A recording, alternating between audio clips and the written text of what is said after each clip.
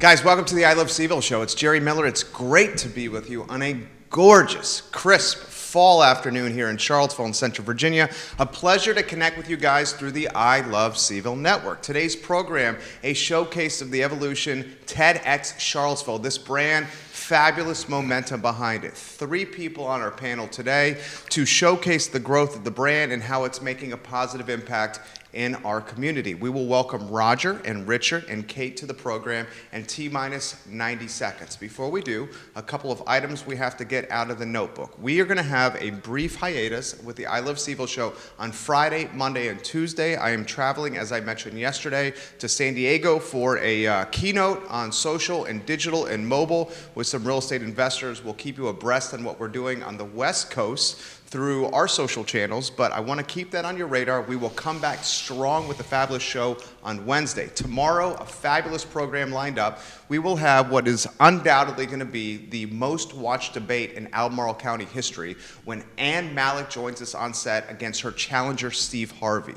I'm going to have a debate between these two folks, ask them about 15 questions that are very much tied to the news cycle, and educate you, the audience, on why you need to follow the Whitehall race closely. Albemarle County is at a crossroads right now, and Ann Malik and Steve Harvey will help dictate where the county goes through this crossroads. Let's thank some of the people that make the program possible. We're an advertising agency here at I Love CVille. 2 of the brands we love working with, Interstate Pest and Service Companies, Scott Wagner Chiropractic and Sports Medicine. Anything you see from an interface standpoint with the marketplace originates on the first and second floors of this building. First Interstate. The business started in 1969 with the first generation, Mr. Robert Wells. He used sweat equity and his personal truck to build a company. Today, this business has 4 generations of family working inside it, almost 100 employees in a Commonwealth-wide working footprint. Interstate, we salute you, and we love working alongside your brand. Just like Dr. Wagner, chiropractic care, sports medicine, and physical therapy, Dr. Wagner changing people's lives. We started working alongside Dr. Wagner and his team about 7 years ago when it was 1 doctor and just a couple chiropractic assistants. Today, 6 doctors, I think 30 chiropractic and admin staff, and the gentleman purchased the Quinn Farmer Auction House to build a clinic of epic proportions. Now, Judah Wickhauer, you are the director, my friend. Let's go to the studio cam. Let's welcome the panel to the set. Roger, you know well. Hello, Roger. Hello, Jerry. Thank you for joining us. My pleasure. This gentleman set this panel up. Richard and Kate here as well. Thank you for joining us. Our pleasure. We will start with you, sir. Okay. The evolution of the brand TEDx. You've seen it from the beginning. Well, I was like everyone watching TED Talks. I missed Richard's for some reason, but I said, why don't we do this in town? So I bought 4 tickets to TEDx Baltimore, took Isabella Jones and Lisa Stewart with me. We watched what they were doing, learned a little bit, had the same idea with Richmond. So I went to TEDx RVA, met those guys who helped us a lot, formed, I think there was 11 of us on a committee. I think I met Richard through Lisa. I heard about Ann Kingston at Red Light, thinking the same way. We proposed a merger, which we did. And the first thing we did is we had to decide where to do this. By that time, Ann had gotten the license. By the way, every 50 applicants, only 1 out of every 50 gets accepted. It's no easy thing to get a license. And when you get a license, it's either for 100 people or unlimited. We got the unlimited one. We'll talk more about how big we are relative to the TEDx's. So I thought we should do this at the Paramount. Ann's group said Jefferson. Fortunately, the Paramount won out. It was a bigger risk. It cost more money. We had to fill more seats. Then we had to come up with a theme, and we can talk about that later, because getting our first theme was a lot of fun. And we talked about, of course, speakers, money, partners. 2 of our original sponsors were the Ceocon Foundation, Ann Ulchi. We'll talk about her more as well, and Kiko at the Hyatt Place Hotel. And without those 2, we probably wouldn't be talking here. So we're in our 6th year. We had a break last year, and TEDx Baltimore and Richmond have already stopped. Give you an idea how hard this is to maintain the momentum. So after a break, I think it's a miracle, we started again. So here we are, like a month away from our 6th one, and Kate knows all about the speakers. So we're here to tell people to buy a ticket, come to TEDx, November 8th, 8 a.m. to 8 p.m., see Richard introduce the speakers, and Kate will tell them really right now what's going to happen. There's I don't know anything about the speakers this year. I kind of took a hiatus. It's focused on the partners. But Kate says we have a fascinating lineup. I love it. I love it. Well, thanks some of the folks watching. GR Falls says, go Roger, go.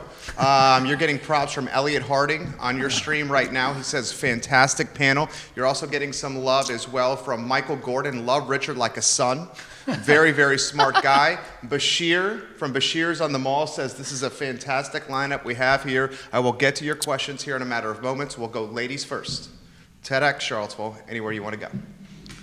I'm the lead coach, which means I bring in the other coaches, recruit the other coaches, oversee the coaching, but basically what it means is that I am having this intimate backstage view of the speakers and what's going on there, and it's thrilling. I can't even tell you. First of all, I want to say something about Isabella Jones, who is on the steering committee and is my liaison between, the steering committee and the speakers. And she kind of is like the big mama who holds us all together. Yep. Really, she's honestly. Listening. She's driving from Raleigh. And what she does is then we work together very closely. She's on my speed dial right now for months this year. And we hear who the speakers are from the steering committee. They kind of bring them into us. And then we have this extraordinary group of coaches. And I actually don't know if other TEDx's have this amount of coaching. I'm very curious about that. I've worked with other people doing TED Talks elsewhere, and they will hire their own personal coaches sometimes. And I know that one person said they did a kind of group thing where there was a video with the whole group. But really, we give each speaker their own coach. And the coaches come from the world of theater, because in theater we know how to do something that feels fresh even though it's rehearsed, right? Every TED Talk is like a tiny little gem. It's like a little play. It's very structured even though it's conversational. So we want to know that it has a beginning and a middle and an end, and the coaches are there from the very beginning to help them tease out what is the idea that's the most tantalizing for them at this moment right now. I love it. Many of our speakers have given other TED Talks or many talks, so we need to think about what is it now that this audience needs to hear? What is particularly enticing for you? And then we help them form the talk. But really, of course, we're just there to kind of facilitate their talks. So I can talk a little bit about who we have this year. Yeah, curious? please. I'd love to. We're so excited.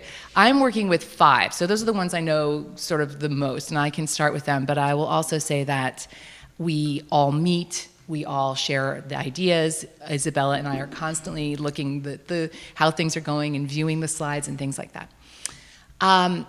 Maybe it's because I've been doing this for so long, and maybe because I came in the first year as well, and maybe it's because I come from the world of theater, and maybe it's because TED has been around for a long time, but I often push for talks that are not just a talk. A little play. I love I'm like, bring on the props, talk to the audience, use the audience. Make it dynamic. Yeah, really. You've got to bring a piece of scenery on. Let's carry it out through the audience or whatever. I really want that kind to mix it up a little bit.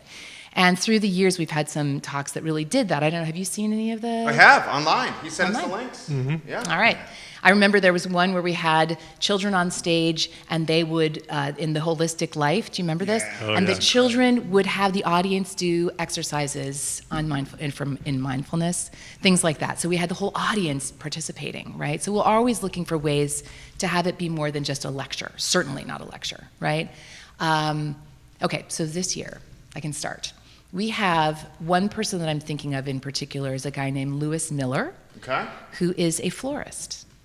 And he is a florist who's famous. I don't want to give too much away because in the same way that with the MCs, we're always saying, this is the information we need to get out there, but don't give away the talk. I don't want to give away the talk. He is a florist, and he does something really spectacular with flowers. And we're going to see a little bit of that here, and we're going to see him on our stage and hear him speak about his work. And the images are extraordinary that he's bringing with him. We've got a guy named, and that's Lewis Miller, we've got a guy named Dan Giusti, who was the chef at Noma, which was the number one, Noma? Yeah. Number one restaurant in the world. Right. I did not know of it, actually. And he came back to the United States, he's American, to do school lunches because he thought that was what was the most important thing to do right now. Amazing. Was to cook for children. So he works in 4 districts, I think, in New York, and he's, I think, doing some work in Richmond now. Nice. So cooking from scratch for school children in the public schools. So he'll be with us talking about that. We have my stepsister's stepsister. Your stepsister's stepsister. I Got didn't it. know that. All right, yeah. My stepsister's stepsister, Liza Donnelly, who is a cartoonist for The New Yorker and elsewhere. Okay. And she does something called live cartooning. Stay tuned. Wow. I don't want to say much more about that. It's very exciting. So Liza will be there. These are just the ones I can think of off the top of my head. We have a guy who I'm not working with, but I met here years ago, who is a palliative care nurse and a clown. And he was in Clowns Without Borders, and I don't know if you guys remember Clowns Without Borders, where they were serious clowns who were going into refugee camps and working with the kids. So he'll be speaking as well. Who else do we have, you guys? Chantal Bingham. Talk about Chantal. Well, I'm going to get everybody mixed up in my head. I need a cheat sheet to remember them since I'm not working with them the way you are. But we've got a couple of local folks. Chantal's one of them. I believe Chantal is doing a talk on food justice. Yeah. And really excited. And she's a young woman from our community. And then Wait, she works at the city schoolyard garden. right. That's right. So That's she'll be right. with us, Thank you, Chantal. And we got Beatrice Corona, who's a paper cutting artist. She actually gave quite a spectacular TED talk. That's where I first saw her years ago. And she's a world-renowned artist who does all of her work in paper cutting, and they're sort of stories cut into a single piece of paper that then become pieces of art, and they're quite extraordinary. And she'll be here. Let's see. We've got, as we already said, Tim Cunningham. Tim Cunningham is the clown slash nurse. Carrie David. Carrie David made a remarkable film about the women on the front lines of poaching in Africa. That film just won the #1 documentary film in San Diego within the last few days, and she's coming to give a remarkable talk about her experience and about the women that she's been interviewing and working with in Africa. So there's just a few more anyway. Yeah. Oh gosh. What about I mean, the we could go National on. Teacher of the Year? Rodney Robinson, Okay. who won National Teacher of the Year, and he is from Richmond, and he'll be coming in. It's almost like being, winning a huge Miss America or whatever, because he's now just giving 5 to 7 speeches a week. And that's what he does. So we were so lucky that we get to have him come in. He had been working in the juvenile justice system in Virginia. Yeah.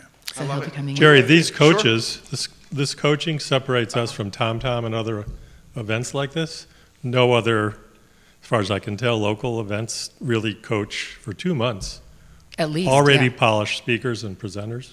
Yeah. So that's why these talks are so good. The structure of TED Talks is really different too, though. Yeah. And I should pause for 1 second and say, Mike, love you too. You're also getting props right now from a lot of Selena Reyes. Am I saying her first name right?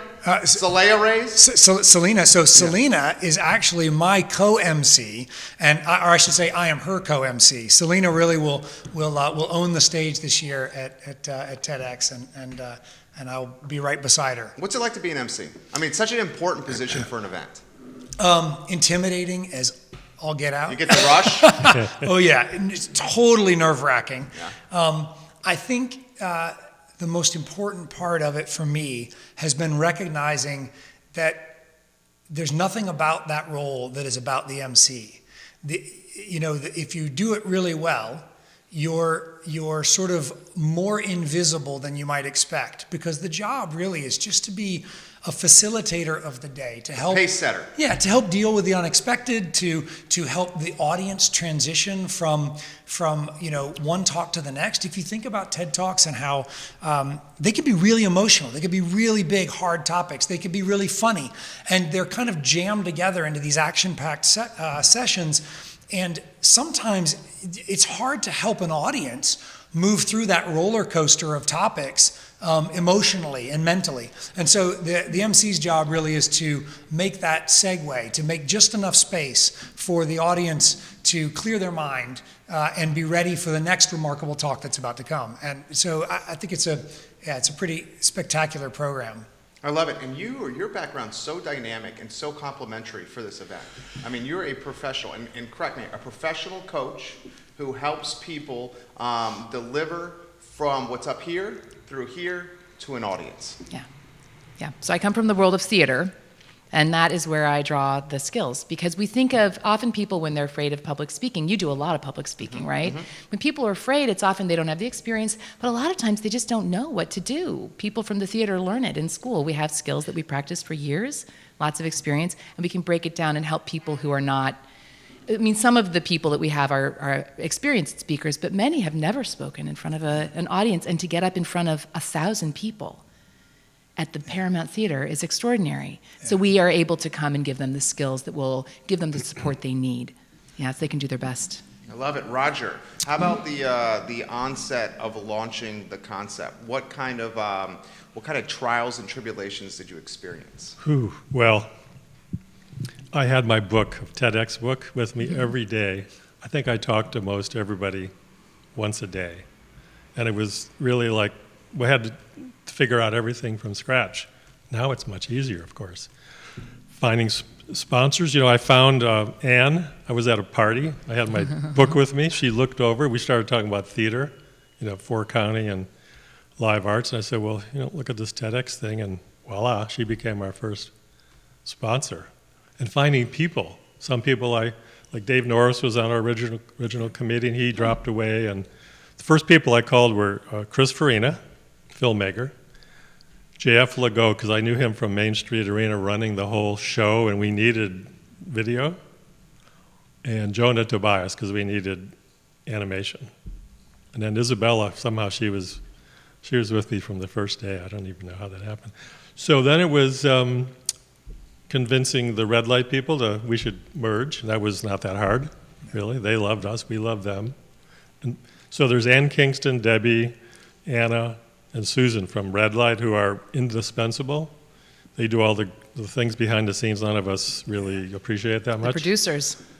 They're used to doing this, and so they actually do this at their office when the rest of us are doing it at home mostly, or on our iPhones.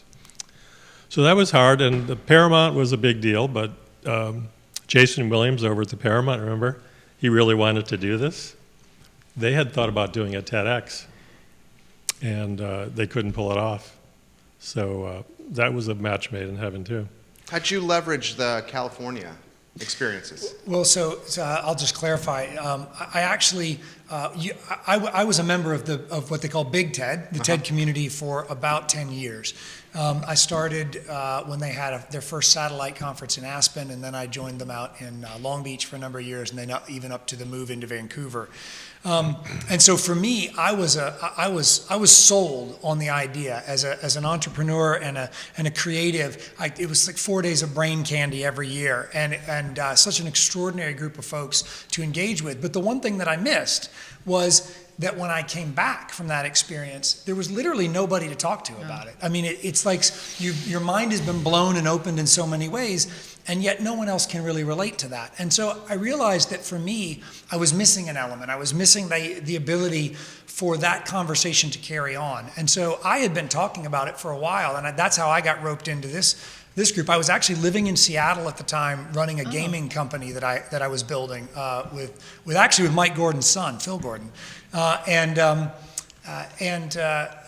Lisa Stewart, who used to be my co-chair of the Rockfish River Elementary School PTA, called me because she had connected with Roger, and she and I were close friends, and she knew that we had talked about this idea of TEDx, and so she said, will you participate? And what I brought to the table is that from our group, only 2 of us had ever been, well, actually 3 of us. Jonah had been to TED, Ann Kingston had been, and then I had been. And so we provided the context to help the rest of the committee make sure that we produced an event that felt as much like the real TED, and yet with our own Charlottesville flair. And I think what I started to say before about how TED Talks are really different, and I'll get it wrong who said it, but there's this famous quote that, if I'd had more time, I'd have written a shorter letter, right? And it's that idea that if you ask me to come give you a talk for 45 minutes, we're going to be fine. I can just show up and we can talk, and we'll find a way to connect. But if I've got 8 minutes or 12 minutes or 14 minutes to get across a really big, compelling idea and a story and to connect with you, that's really hard. And that's really where our coaches come in and do such magnificent work, because most of our speakers are experts in their field in so many ways. But trying to take all that expertise and funnel it into a compelling narrative in just a few minutes is a really difficult task. And that to me is kind of the magic of the TED framework. Nice answer. How about, Kate, the melting pot that is Charlottesville and the obscene amounts of talent Oh my gosh. that we have in the community, and the fact that it's almost like you almost have too much talent for an Yeah. event like this. Put that in perspective. Yeah, it's interesting because we have this open mic every year, and I tell you, this year we could have taken half the people at least onto the big stage. So we have the open mic where local people can submit a 2-minute video to the team, and then 20 of them get up on stage, and then the audience chooses one. And sometimes we've been able to sneak in, but like, we have another few minutes, can we pull in somebody else? But I have to tell you, the talent here is extraordinary, and not only the talent on the stage, but the talent behind the stage, the working with the Paramount, working with this whole, it's an interesting city to me, actually, because I'm kind of stunned. It's a small city. I've lived in big cities, and this is a small city, and yet the people are unbelievable. The expertise, the willingness to share that expertise is what really TED is about, right? But think about this. There's been over 31,000 TEDx events in 10 years. Wow. In 150 countries, and today there's 11 in the world in 8 different countries. So think about all the speakers those people are bringing in. 1 billion views on YouTube of TED Talks. And by the way, we're one of the biggest in the whole world. I think we're in the top 1/2 of 1%. Wow. So even Richmond and Baltimore never exceeded 700 people. And the only one I've seen that's bigger is in Boulder, and they had a 2,000-seat auditorium, but they only had 4 speakers in 2 hours. So think about this. We got 20 to 21 presenters, 1,040 people. I really have and this is little Charlottesville. So this is definitely With the an place. all-volunteer crew. Yeah, all This is volunteer. really the place. We have a lot of folks watching. Let's relay some of that commentary. Jojo Robertson says, I teach English, and we use TED Talks to help students become immersed in English. The TED books are intriguing. I'm looking forward to the November 8th event. Tim Ryan is asking how he can buy tickets. We'll throw that to you guys in a matter of moments. David Deaton, anything Roger supports, I follow. I'm buying tickets to TEDx right now. I love this day in Charlottesville, Virginia. If you'd like to relay any perspective to the audience, please put it in any of the 12 Facebook pages, and I'm happy to do it. What I'd like to do, and your 4th rodeo on show here? Fourth time? Yes. 4th time. I would love to humanize, localize, and personalize you guys. Why don't we start with you? I first interacted with you through Commonwealth Skybar. And I have followed you as I would say, a serial entrepreneur, someone that loves to start things, probably loves the process, loves when someone says, no, this isn't going to become a reality, probably just fuels your fire even more. I love all aspects of entrepreneurship. Talk to us about Richard the Entrepreneur. My least favorite subject. Much to my wife's chagrin, I latch on to ideas pretty hard. Fortunately, over the years, I've matured just enough to now not go after all of them just because you can. You have to stop and ask yourself, is it really worth doing at all, even if you can? And so for me, I've been in a lot of places. At my core, I'm trained in fine arts and art history. And so my degree is from the San Francisco Art Institute. And, there's kind of 2 kinds of artists in the world, at least in broad terms. There are artists with a burning message to get out. And I have a lot of friends like that, and they have extraordinary stories to tell. And there are artists who are sort of obsessed with craft and making things. And I fall in that other category. And so for me, what I figured out over the years was I wasn't actually that wed. I started out as a photographer. I still love to make photography, and I do regularly. But it wasn't just that. That by itself wasn't enough. I love the intellectual challenge of being pushed out of my comfort zone and having to learn new things, and then creating an experience out of that. And over the years, I've done restaurants, I've done real estate, I've done hospitality projects, I've built a fundraising company, I built a company that was, or actually a nonprofit is probably the thing I'm most proud of anything, together with my sister, focused on women with HIV and AIDS. It's called the Well Project. It still serves literally millions of women around the world every year. It's been going since 2003. And I built a couple of software companies, a gaming company called Jawfish Games that I mentioned before, and now locally here, I run a company called Starchive. We build digital media software to help the creative ecosystem of creators interact, use, capitalize on their assets more easily, more seamlessly, and with more pleasure.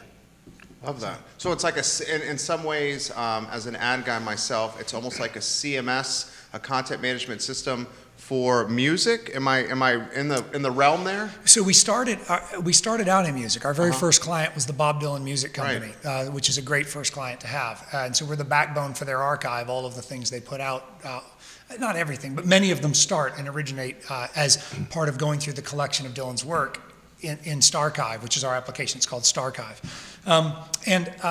But we have evolved over time for that to be probably more like the landscape, what people call a digital asset management software. Okay. But we really took a different approach. And so we think of our key role in the ecosystem as curation. So digital asset management traditionally has been about sort of optimization and regulation in an organization. You need to make sure that everybody's got the same consistent brand message. You need to maintain a taxonomy, all of those things.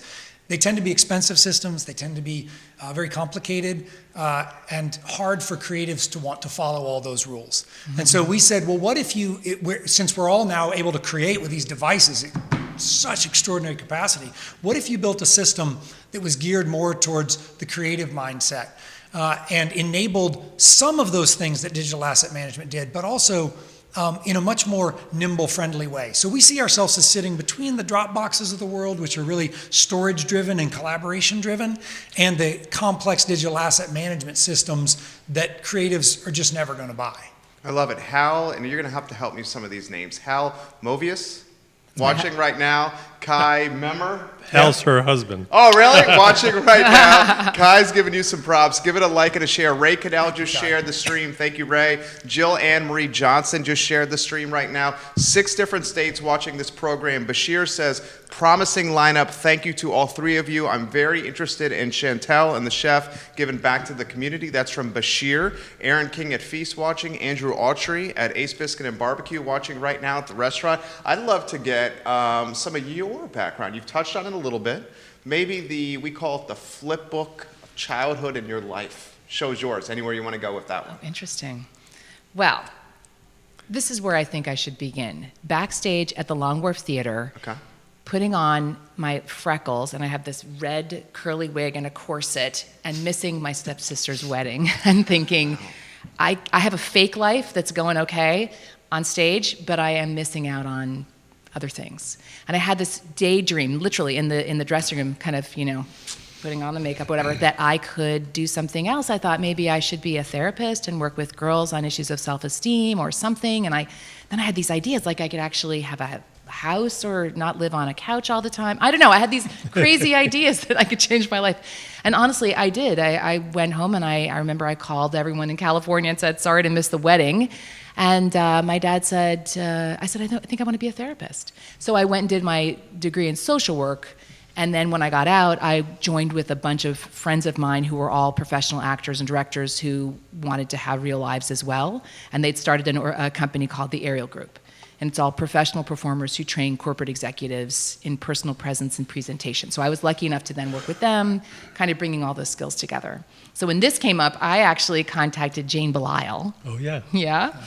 Well, we were having dinner, and she said, oh, there's a TEDx coming here. And I said, do they need coaches? I bullied my way right in. One of the things that all 3 of you guys embody is this, like, positive energy that's just radiating off you. I feel like as soon as you walked in, I just was magnetized until this energy. It's very clear that you, when you make your passion your profession, you never work a day in your life. Yeah. What do you think? Absolutely. Well, it's interesting because I came from the world of theater, and when I said I was an actress, people would sort of, oh dear, poor you, just, oh, what do you need, right? I mean, they just thought, oh, it's got to be terrible. And then when I was a social worker, before I even graduated, my first internship, doors were flying open. I had no experience. I didn't know what I was doing. They're like, come on in, And it was a really interesting lesson. You have to think about, what does the world want?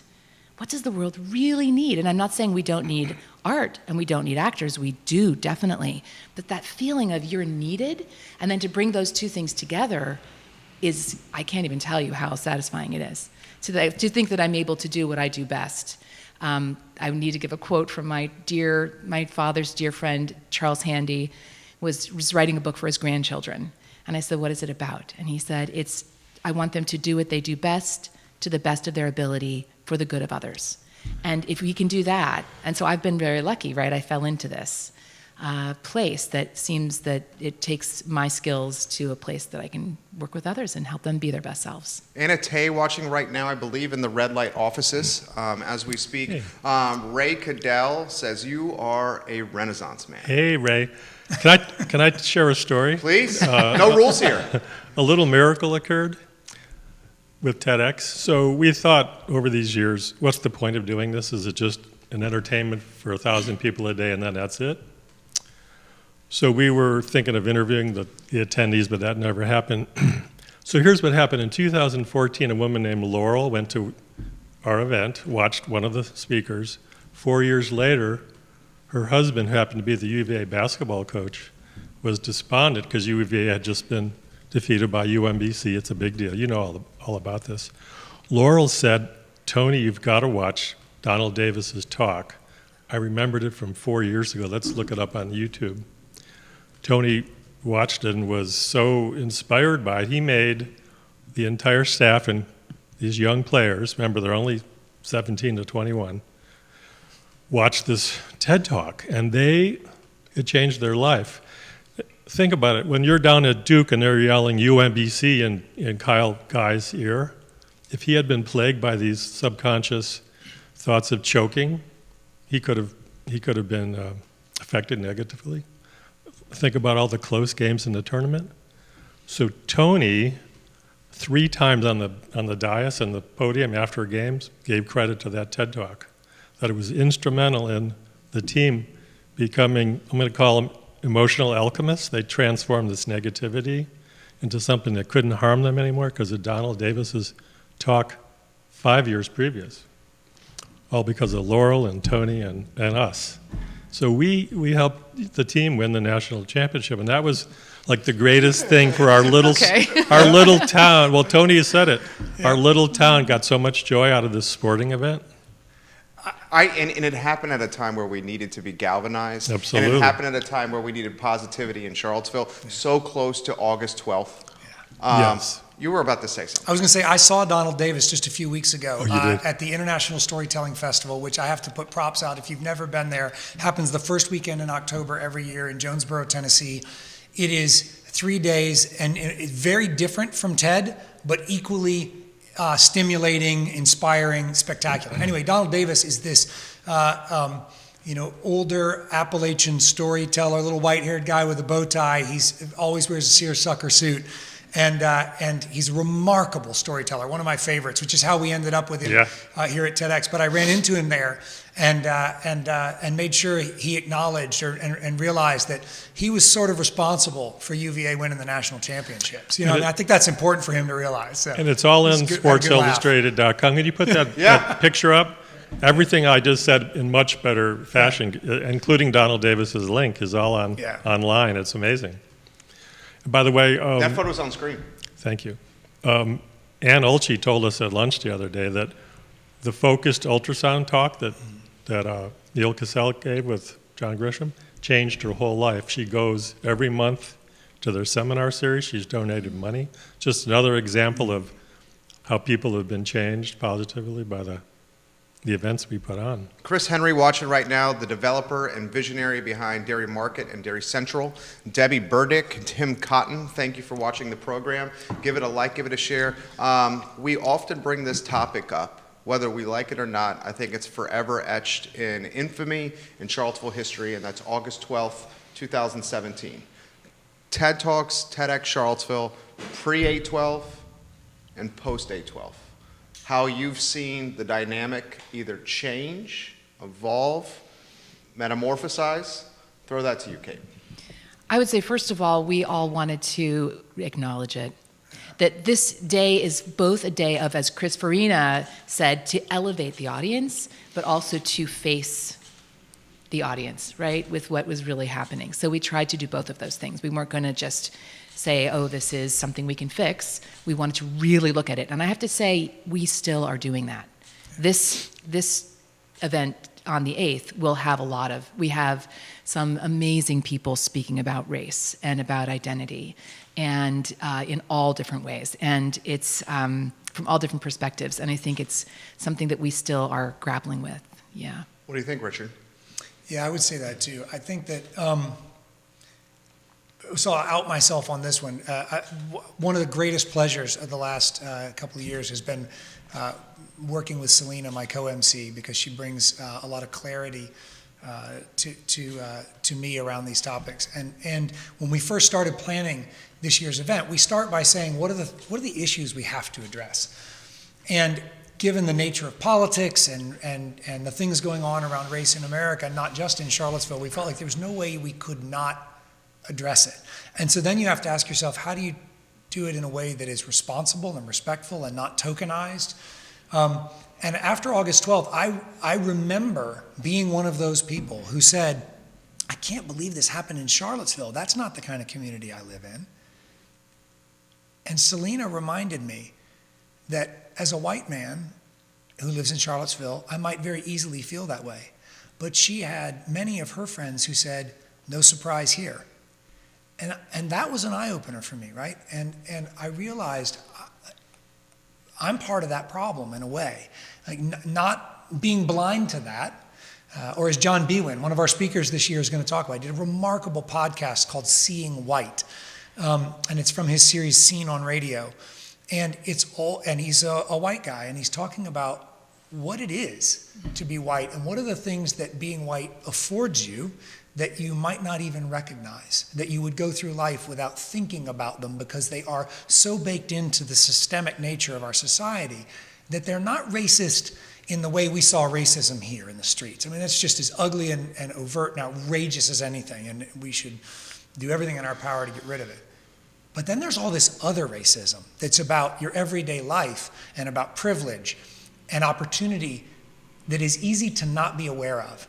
And that perpetuates it. And so it's really, I feel like we've got John Bewin giving a talk, and we've got Dr. Gail Christopher giving a talk, and they will be fantastic talks on this topic. And it's challenging, but we have a responsibility, all of us, to be a part of a solution. Yeah. Well, yeah, I agree with you guys. And I actually have an African-American office mate, Koki, who's a native, and he's been an editor of a local black newspaper. He's the athletic director at Peabody School. He's got a real estate, and he tells me ways of viewing local events that I wouldn't normally feel or see.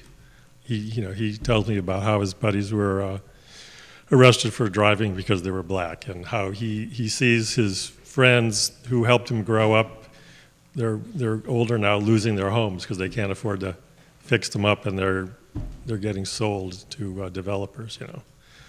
So just what I wanted to say before we forget is we have free tickets for high school kids and retired veterans and policemen, that we want to get that word out. So if there's any school teachers listening or watching, and they have a classroom full of kids that they think would benefit. Jojo Robertson is watching. Yeah, because I don't know, we just contact us. Yeah, contact us. I know that there are 200 tickets that we give away. Yeah. And the day is an expensive day to put on because it includes meals and a big party afterwards and all of that kind of stuff. And 200 of the 1,000 tickets go to either school children. I think 8th grade and up is the best. Yeah, high school. School children and members of the community who otherwise wouldn't be able, because not only do we want the stage to be filled with the diversity that exists in the world, we also want the audience to be filled with that same diversity. And that, I think, is probably a problem with TED and a lot of these kinds of events all over the place. Right. And it's like the museum on the mountain that is reserved for some, I don't know, people who can afford it. So we just try to make sure that that's not the case. So always reach out to us. Yeah. Love it. Andrew Jasmine watching from Sam Hill. James Watson, welcome to the program. Isabella Jones says, hello, you beautiful people. I'm watching you guys while driving home right now. Don't watch Don't and drive. watch. Come on, Maybe Isabella. she's listening. Put your phone You're down. getting props from Gonzalez Martha watching right now. Oh, good friend of mine. Give it a like and a share, folks. In Fairfield, Connecticut, Dave Henry, welcome to the show. We got the Linskys on Long Island watching the show right now from Southampton. I love the energy here. How would you like to see the event and the brand continue to move forward? What are goals for moving forward for the event? You want to start with this We one? probably need each year 10 to 20% new input from volunteer committees because it's tough on everybody, and we've already lost a couple of people. In fact, everybody bowed out last year. Ann was having her third baby. Richard's fighting the pipeline, et cetera, et cetera. So we always need some new people, and that's probably the main thing. Because look, in Richmond, they already stopped. In Baltimore, they already stopped. God knows who else already stopped that started when we did in 2012. And we should just say that it's because it's an entirely volunteer group, right? There's 16 people or so on the steering committee, Yep. and then 70 people meeting on Wednesday night to stuff bags that are just volunteering. So we all volunteer. The speakers are not getting paid. We pay for their expenses, and that's it. So it is something that is done on top of full-time jobs. Yeah. What do you think, Richard? I think Kate and Roger are right. We always need new energy and enthusiasm to support the project moving forward. And I think that we're constantly striving as a steering committee and a speakers committee to make sure that we're getting more diversity and representation inside our group, so that we do a better job representing the communities in which we live and the ideas that are important. We got folks wanting to get Shannon's watching in Arrington right now in Nelson County. Woohoo. And wants to know where we stand with your efforts with the pipeline. He is obviously anti-pipeline. I will get to that in a matter of moments. If anyone follows you on social media, they see that you're extremely active on this. And I respect your grind when it comes to this. Let me throw that to you in a matter of moments. Yeah. Before we do that, the TEDx page just shared the show. Thank you for doing that. I love where we're going. Where the brand's going. I love the panel that you put together. When you see things come to fruition, being on the starting line, and where it's at now, what's that make you feel like? Well, it's wonderful. You know, I've been at the starting line for live arts and a couple of baseball teams and hockey, and seen them grow, and UVA hockey is one of them, and it's great. I mean, I couldn't do these sort of things in Montreal where I used to live. It was just too big. It wasn't easy to become part of that culture or that community, but here everything is a go, really. When you think about it. We're only held back by the time we're willing to invest in our enthusiasms, and then networking is so easy here. I mean, look at these guys. And these guys could have been 10 other guys and women, because our committee is full of these guys. You know, so maybe we could do this again. In fact, we should bring some of our speakers on the show a couple of days. You have carte blanche to do whatever you want. Seriously. A couple of days before the show, let's see if we can get a couple of local speakers. I think I asked you or Isabella who's a local, and they could come on and really talk about the show. We might, need to sell another 100 tickets, and that's your contribution. Anything, seriously, you fourth time on the show. Every time you're on the show's on fire. You have carte blanche, anything you want. I mean that. Right now? Well, even right now, there you go, Roger. I think you should ask them because I've already spoken enough. Let them. With shows moving forward, how about we'll throw this to you. The event is like crushing it, right? I mean, I could go on and on with the list of speakers. They're very exciting. They're truly thrilling. I mean, we've got a psychiatrist who is... How does it make you feel, though? This is what's so interesting about doing this work. It makes me feel, honestly, that I can put these voices into a place that they're going to actually have an impact. Because not only do they have the audience of the 1,000 people at the Paramount, they have the audiences of their spouses, right? The Tony Bennett story. And these videos come out. We live stream it, too. Hmm? Remember, we live stream it. Absolutely, and we'll be live streaming, yeah. One of the things we didn't get a chance to do this year that I hope we can do in future years, in terms of growing, is to bring back some of the people and do little mini interviews on stage. People say, oh, what happened to Thomas Waltz, who was doing those beautiful landscapes in New Zealand? Or what happened to, they want to know about the Holistic Life Foundation. What happened to those kids? What happened to that organization? They feel like they've become friends with these speakers, right? That they are invested now in the work that they're doing in the world, and they want to know how it's going. It's thrilling. Celia Castleman, giving you some props right now. We got Sean Ruckman watching in Chicago. Louise Long watching in Tallahassee, Florida. Wow. Amy Benson, one of the co-owners of Mooses by the Creek. Oh, Amy's great. I love Roger. Amy's he is one of great. the original UVA Hockey Club team members. Go, Roger, go. This is from Amy Benson. Yeah, well, Amy at Moose's, they go to all the hockey games. They're incredible. I saw them down in Liberty last time. They travel. I'd be remiss, and I'm going to ask that to you shortly. How are things going with the rink? First, we have a number of folks wanting to pick this gentleman's brain about the pipeline. Shannon, again, in Arrington, says, please update us on progress. God, I sort of hate to take this very positive conversation and turn into that. Let me do one thing. I want to say something about a couple other speakers, and then I'll talk about that. So, two speakers that I'm really excited about that we didn't mention before is Koki Nagano and Sam Cole, and they're paired up to be a very interesting thing. So, Koki is one of the world's leading technologists building video technologies for CGI, right? For computer-generated graphics and things. So he worked on Thor Ragnarok. He worked on a number of fantastic movies. He's now with this remarkable company, but he's built face-swapping technology, which is really remarkable stuff, and being used for all kinds of medical purposes and business purposes and others. And the downside to that is what Sam Cole's coming to speak about. Sam is a Vice reporter who has been covering issues of deep fakes, and particularly how deep fakes often impact pornography in ways that can be really damaging to women, and talking about how this technologies get used in bad ways. Right? And it's a really remarkable opportunity for us to see truly one of the world's leading technologists who's going to do a live demo, and then listen to Sam talk about the unintended consequences. Because I think what we're wrestling with as a society is that we're in a place where, as many people have said, we're sort of in a post-fact world in some ways, and we have to figure out how do we operate in the future when we don't know with certainty what's real and what's not around us, and so I think it's really fascinating. And you mentioned where have people gone. I mean, we talked about John Tai, who gave a remarkable talk with us, has built an organization called Whistleblower Aid.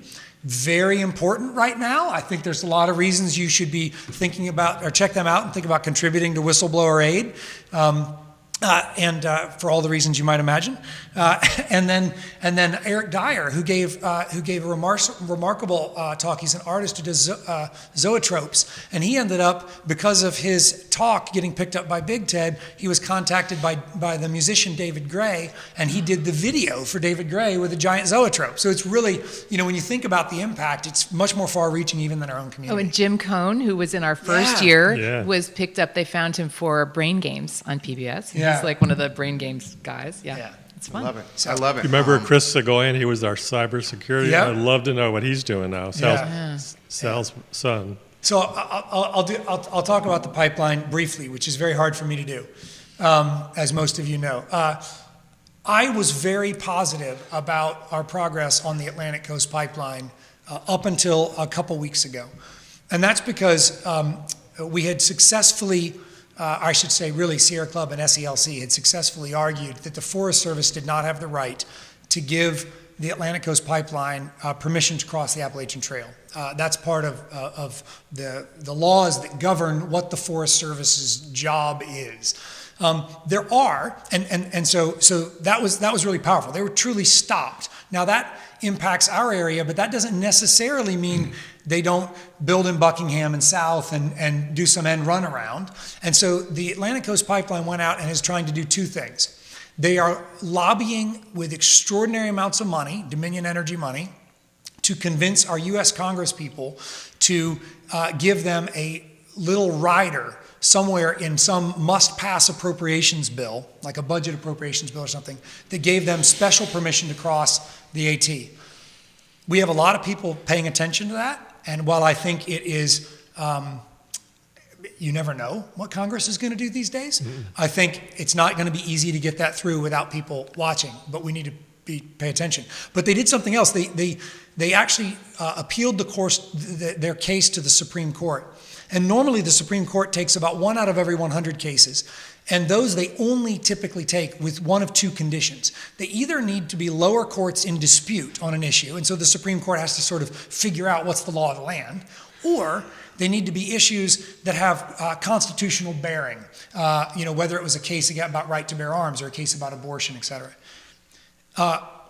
Our Solicitor General got 16 Republican attorney generals from states other than Virginia to write in support of this Supreme Court case. And so shockingly, the Supreme Court took the case.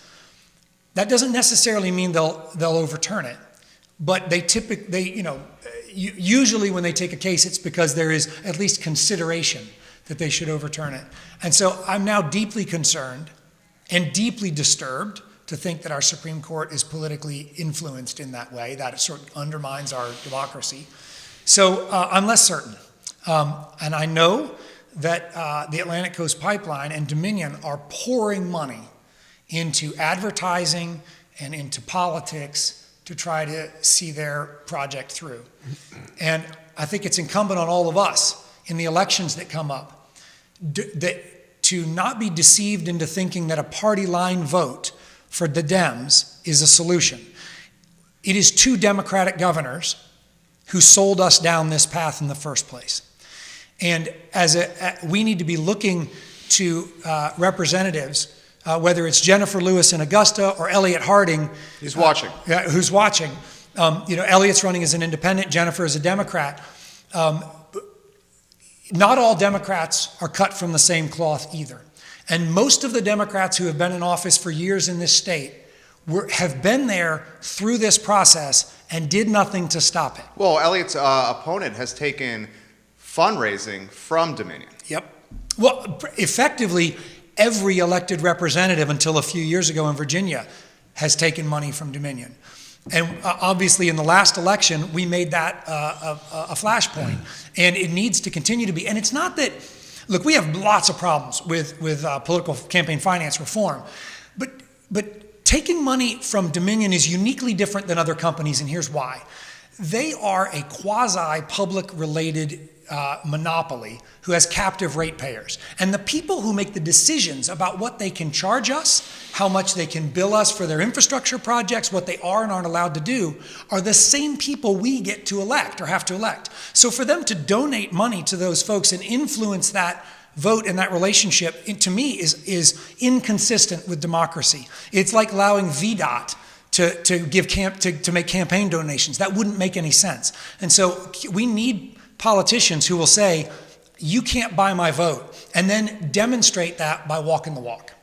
I love it. It's certainly Sorry I went on so long. No, I'm glad we brought it up. I'm really glad he's great. I mean, Right. wasn't for Richard and others like him, we'd be dead. That's why I 100% agree. Yeah. Sarah Angelasto giving you love right now. Lynn Limpert giving some love right now. Percy Jones and Nelson says thank you for that. Richard, your update that you're also passionate about.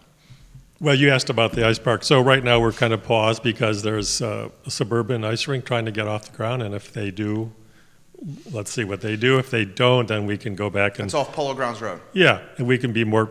So we had some tentative land reserved at the university, and the powers to be there said, well, we don't need to reserve it for you guys anymore. But I don't think that's a final decision yet, so we'll see. I don't really want to talk about it because it's all when it comes to the university, it's all behind the scenes. It's kind of a sensitive thing. And you also have the UVA spokesman's office watching right now. Yeah, so just wanted to put that out there. We've made great progress with the president and the vice presidents and the athletic director and outgoing vice president and board of visitors and the building and grounds committee and you name it. With the alumni, we've got money raised. got an architect, a builder, and an operator. So we've done the foundation work. All right. Why But don't there's more than that. Anyways, that's my thing. One more, I want to close with you with a final word. Well, you can go anywhere you want. Rebecca Downey says, anything Kate Bennis is involved in organizing will be fabulously interesting, and I'm certainly looking forward to it. The final word is yours.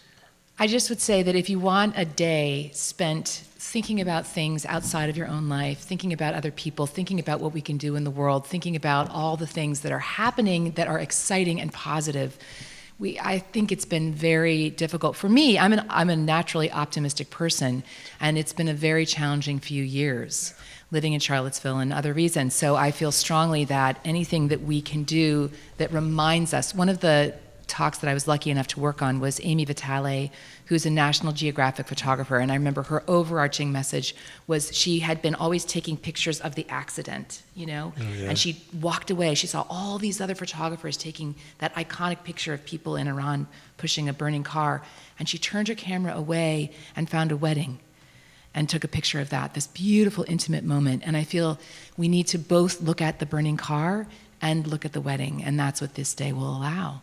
Marilyn Shiflett, thank you, Richard. Julie Burns, Richard speaks the truth on this issue. Thank you very much, Richard. We are not going to get to all these comments. I am very mindful of the folks' most precious commodity, which is their time. We're 62 minutes in. You guys have crushed it today. Thank you kindly for organizing this. Can we at least, thank you. Yeah. Can we at least get the website? Oh, absolutely. And Judah, have you been putting the website on the lower thirds on screen? We'll put it in the package. We will put the website URL and the link in the package. TEDxCharlottesville.com. Okay. Click on Buy Tickets. Okay. Say, what, $82? Also, you can go to It's the like Paramount. the best bargain of this. Think of 8 o'clock a.m. to 8 p.m. And the Paramount site. The Paramount, you get breakfast, a lunch, a party, 21 or so fabulous and speakers. group tickets. Get a group of 10 or more, Group and you get a tickets. 20% discount. Yeah, we get a So that's discount. pretty good. Debbie Burdick says, I'm looking forward to it. Tim Cotton, looking forward to a great day on the 8th. Thank you all for your hard work. I'm not going to be able to get to all these comments right here. Here's what we're going to do with today's show. We will archive the show in totality on ilovecville.com. We will strip the audio from the show and turn it into a podcast on iTunes. So if you want to stream it in your car, you can do that. For 30 days, we will syndicate the show across the I Love CVille network, which is comprised of 17 Facebook pages, 17 Twitter accounts, the third largest Instagram in Central Virginia, behind UVA and the city of Charlottesville. We will turn it into the lead of our daily e-newsletter that goes out to 118,000 inboxes at 11 a.m. every single day. And of course, we will talk about it as we move forward on the I Love CVille show. Tomorrow, Steve Harvey here, Ann Malik here. 15 questions with a minute to respond on each question. I will put them on a timer and give them 45 seconds to respond and make sure the answers have substance and are not fluff. That's on the I Love CVille show tomorrow. We close the program the same way every time. We do not make this about religion. We do make this about treating your fellow men and your fellow women like you want to be treated yourself. It's the golden rule. Embody it. Charlottesville needs the golden rule more than ever. Central Virginia needs the golden rule more than ever. The Commonwealth, and we know the country, needs the golden rule more than ever. My name is Jerry Miller. It's the I Love CVille show. Enjoy your afternoon. Thank you, Jerry. Yay! Wow. Good job. What a great situation you've got well here. done. You're wonderful, Jerry. Oh my gosh! Yeah. You guys What a carried it. pro! Thank You're just you. making this happen. Thank you. It's He amazing. has all the you. best guest. I mean, just all watch you. him. If you get on his feed, you can see every day there's someone Awesome. fascinating. Literally all you guys. One more thing we got to do is we got to take the hero picture to All right. package everything. We'll do that over here.